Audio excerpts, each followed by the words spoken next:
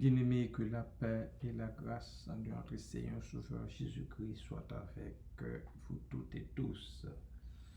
Je vais vous entretenir aujourd'hui sur l'expression en Christ que nous trouvons dans les Saintes Écritures et particulièrement sous la plume de l'apôtre Paul.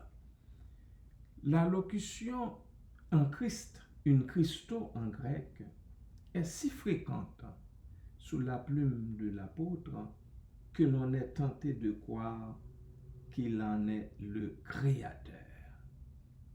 Cette locution désigne une manière de parler, de penser, d'agir, de souffrir et de se comporter les uns vis-à-vis des autres.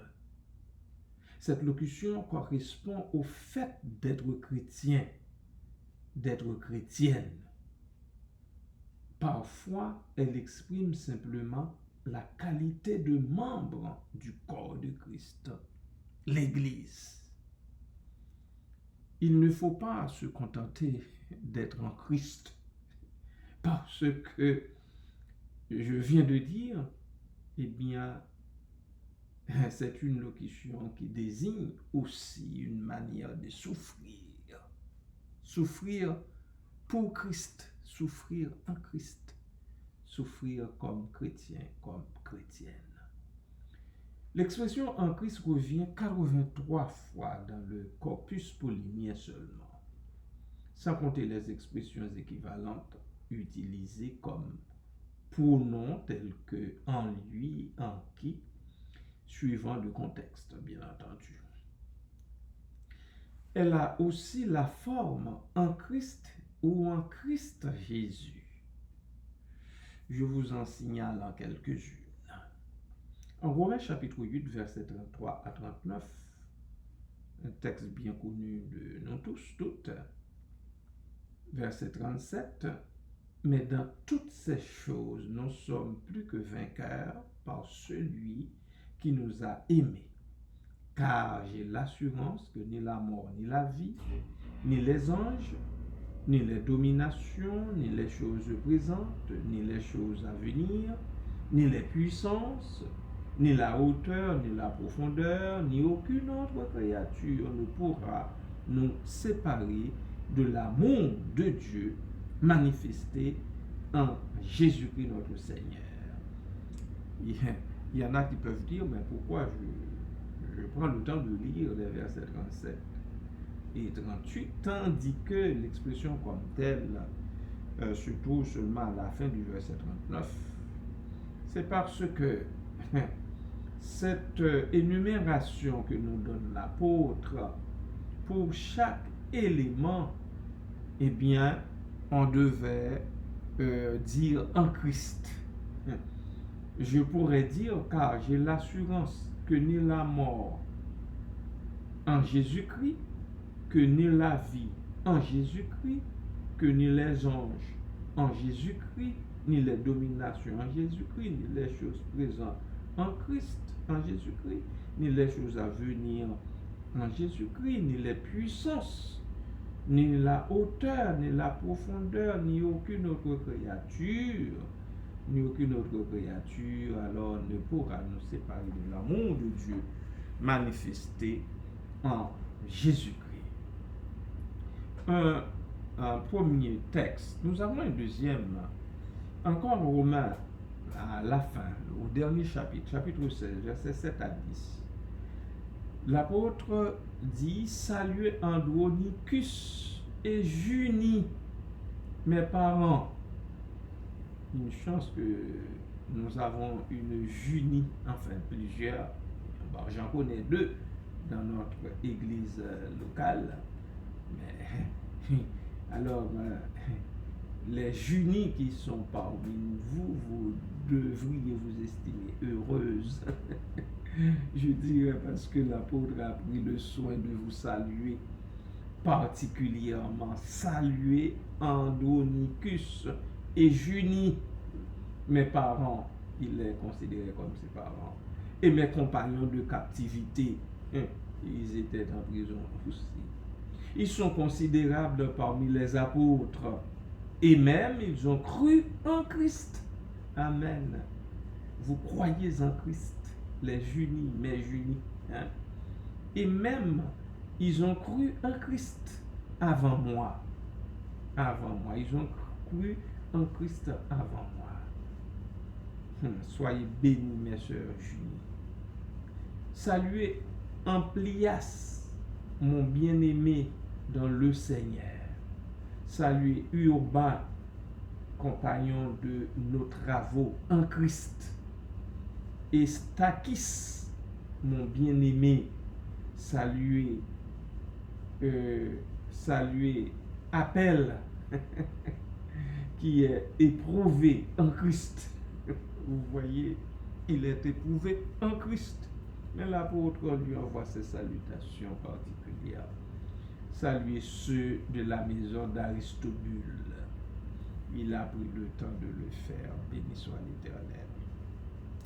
Je continue avec d'autres textes, toujours de l'apôtre. 1 Corinthiens chapitre 4, verset 15. Car quand vous auriez 10 000 maîtres en Christ, même les maîtres que vous avez, c'est en Christ, ou bien vous pouvez les avoir en Christ. Vous n'avez cependant pas plusieurs pères, puisque c'est en moi, puisque c'est moi qui vous ai engendré en Jésus-Christ par l'Évangile. 1 Corinthiens chapitre 4, verset 15. Quand vous auriez 10 000 maîtres en Christ, vous n'avez cependant pas plusieurs pères, puisque c'est moi qui vous ai engendré en Jésus-Christ par l'Évangile. Alors, l'apôtre, quand même, ne baisse pas les bras. Il souligne ce qui est à lui quand même. 1 Corinthiens chapitre 15, verset 18. Ceux donc qui sont morts en Christ sont aussi perdus. Ceux donc qui sont morts en Christ sont aussi perdus. 1 Corinthiens 15, 18. Et un autre verset de 1 Corinthiens 15, avant pas de terminer déjà, avant de laisser 1 Corinthiens 15. 1 Corinthiens 15, 22. Et comme tous meurent en Adam, de même aussi tous revivront en Christ. Alléluia. Alléluia. Je revis en Christ et vous aussi, vous revivez en Christ. Maintenant, 2 Corinthiens 1, 21. Or, celui qui nous a fermis avec vous en Christ et qui nous a joints, c'est Dieu. Celui qui nous a fermis avec vous en Christ et qui nous a joints, c'est Dieu. C'est Dieu qui nous a fermis et c'est Dieu qui nous a joints en Christ. Galates chapitre 1er verset 22. Mais j'étais inconnu de visage aux églises de Judée qui sont en Christ. L'église en Christ. En Christ. Un autre texte en Éphésiens chapitre 4 verset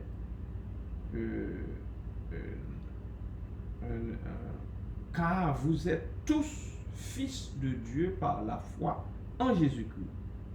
Vous tous qui avez été baptisés en Christ, vous avez revêtu Christ.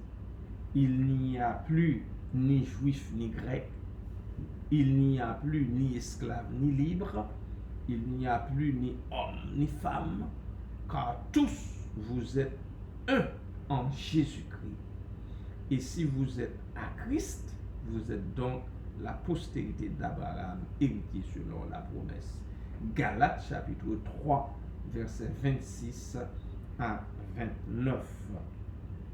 Et maintenant le texte d'Éphésiens que j'ai évoqué tout à l'heure, donc Éphésiens chapitre 4, versets 31 et 32, que toute amertume, toute animosité, toute colère, toute crierie, toute médisance soit bannie du milieu de vous, ainsi que toute méchanceté.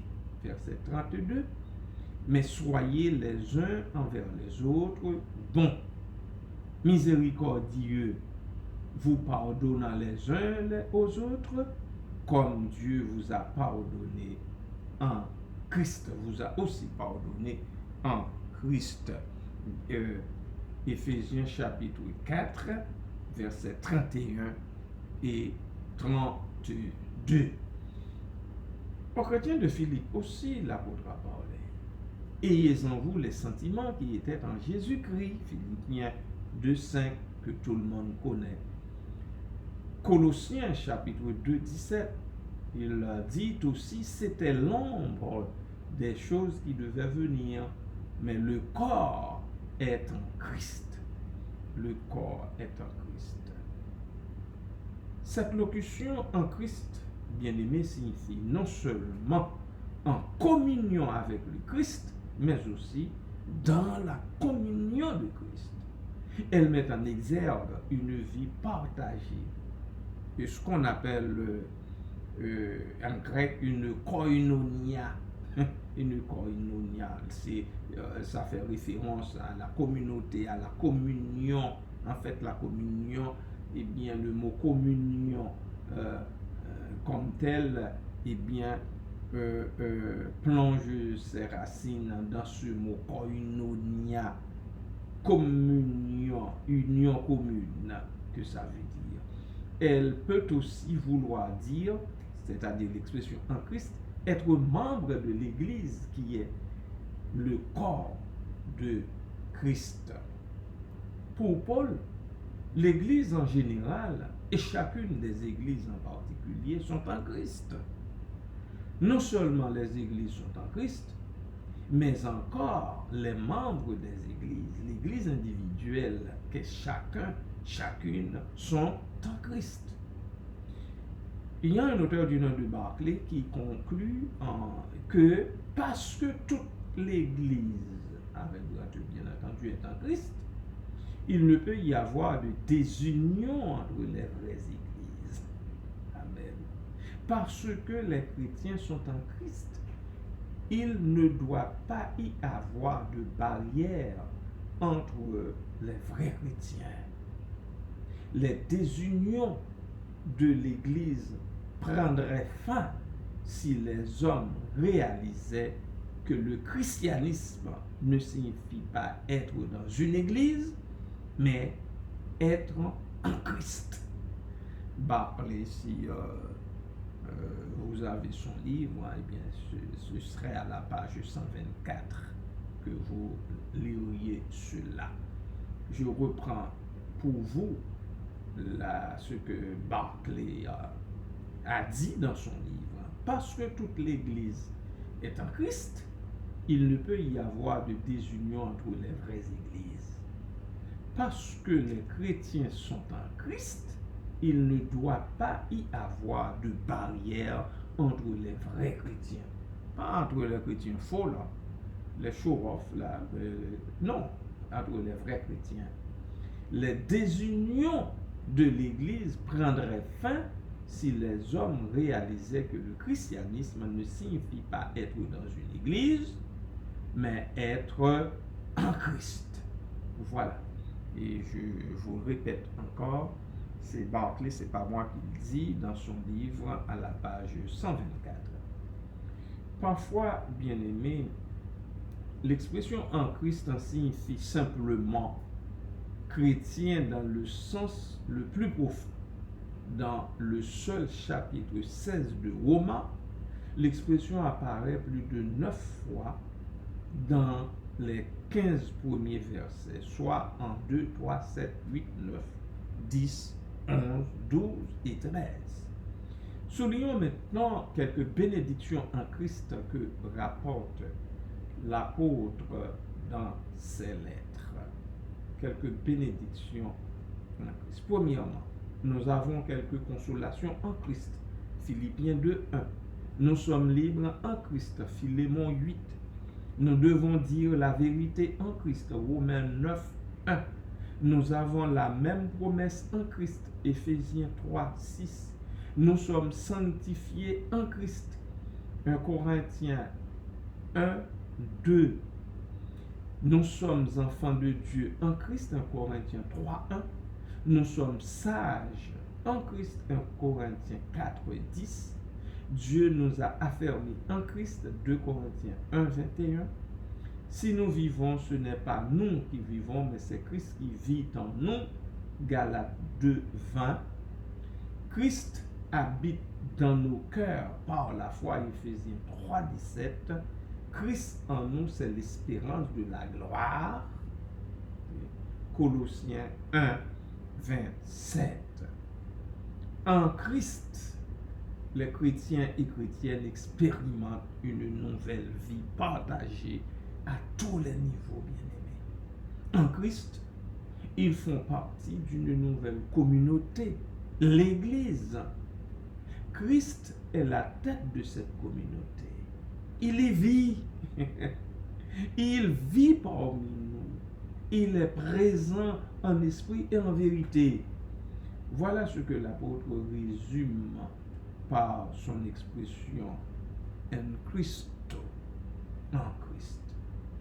Toutes ces épîtres confondues, toutes ces lettres aux églises constituent une somme christocentrique par cette expression en Christ.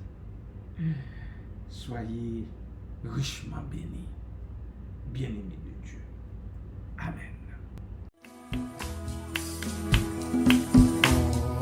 Qui seul est mon espérance, sage système, mon assurance, il est devant Dieu, mon abri, je n'en veux point d'autre que lui.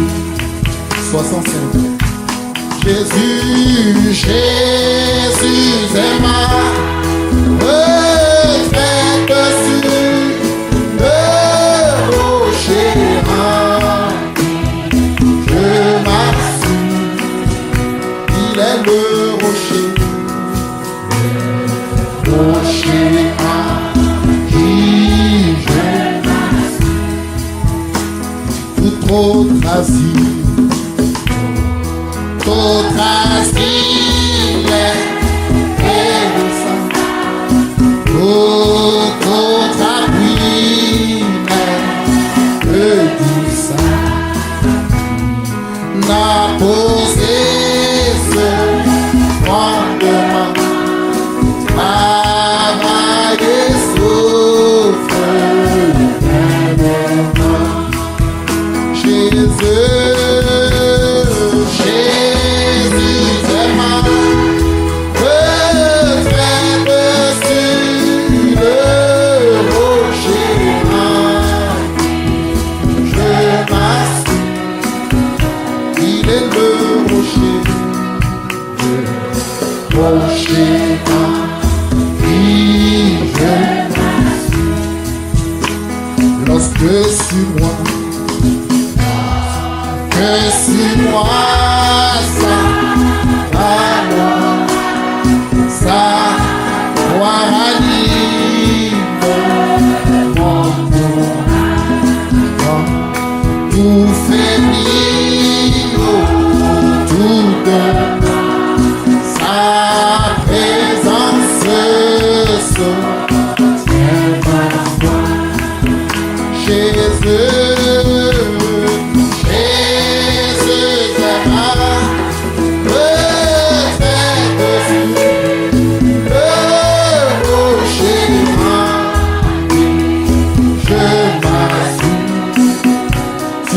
le rocher qui je m'assure. Et quand la dernière tempête fondra terrible, c'est ma tête me louer vainqueur de l'âme, j'entrerai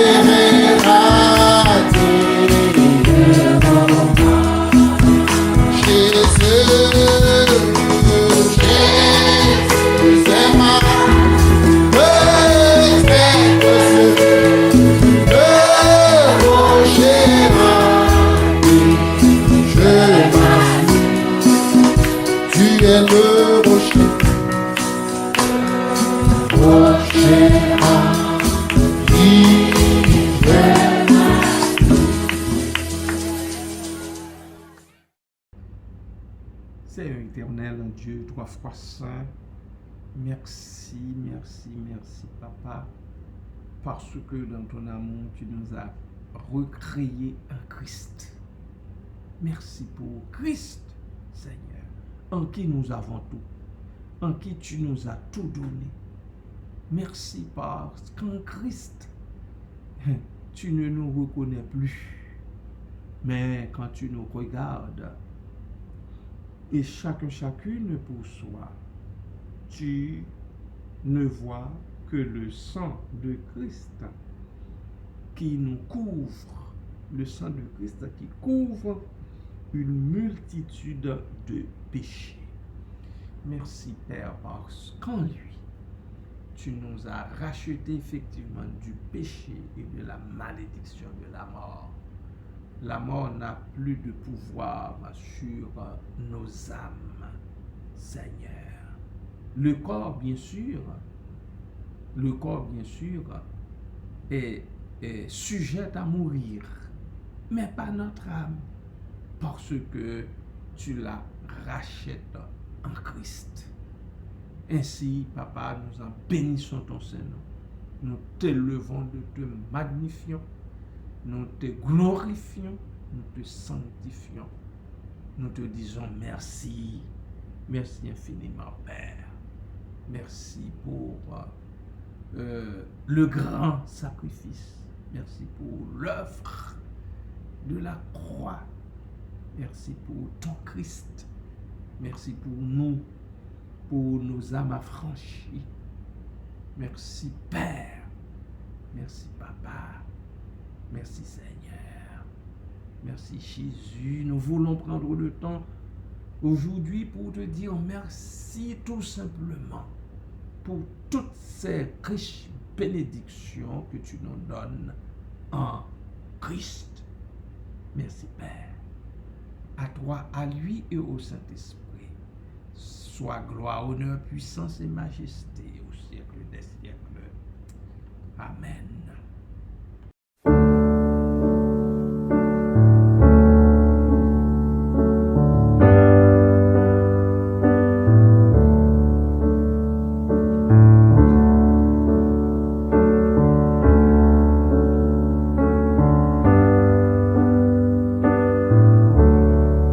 En Jésus seul est mon espoir, lui ma lumière, ma force, mon champ, pierre angulaire, solide rempart, même quand l'orage devient violent.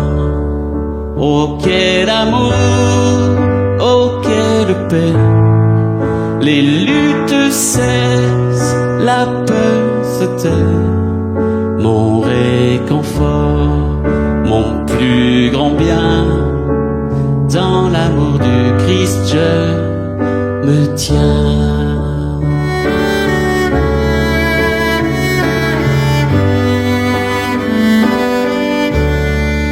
En Jésus seul, Dieu s'est fait chair, dans un enfant auquel mystère, ce don d'amour, de sainteté, haï par ceux qu'il vint sauver. Jusqu'à la croix, il s'est livré, sur lui la colère est tombée, tous mes péchés, il les a pris, par la mort de Jésus, je vis.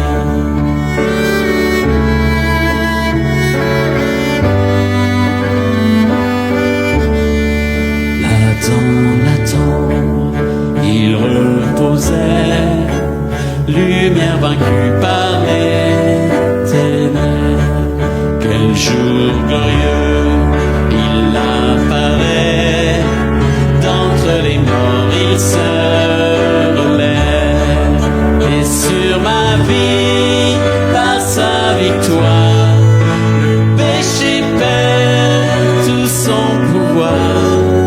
Il est à moi, je suis à lui, racheté racheté par le sang du Christ.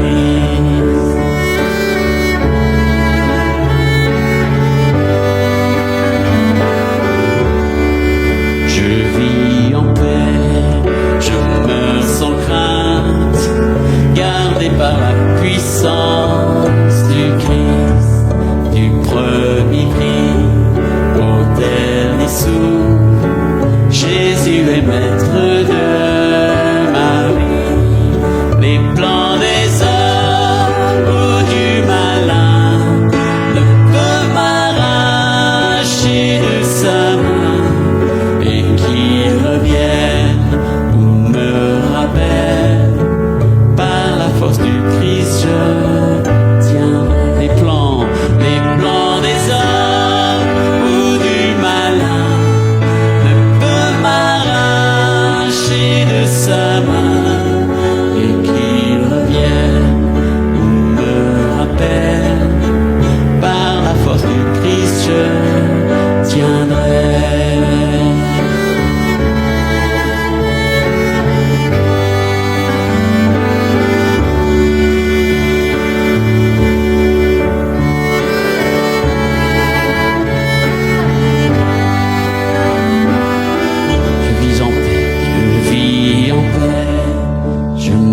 Sans crainte, gardé par la puissance du Christ, du premier cri au dernier souffle.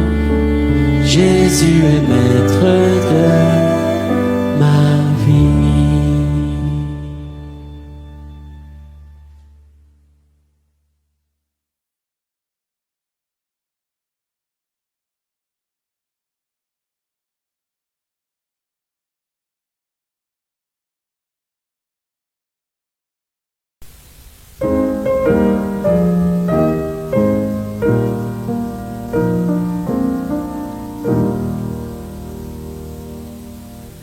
L'Éternel te bénisse, l'Éternel te bénisse et te garde, fasse lever la lumière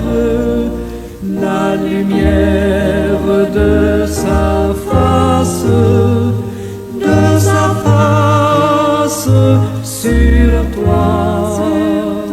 sur toi, use de grâce.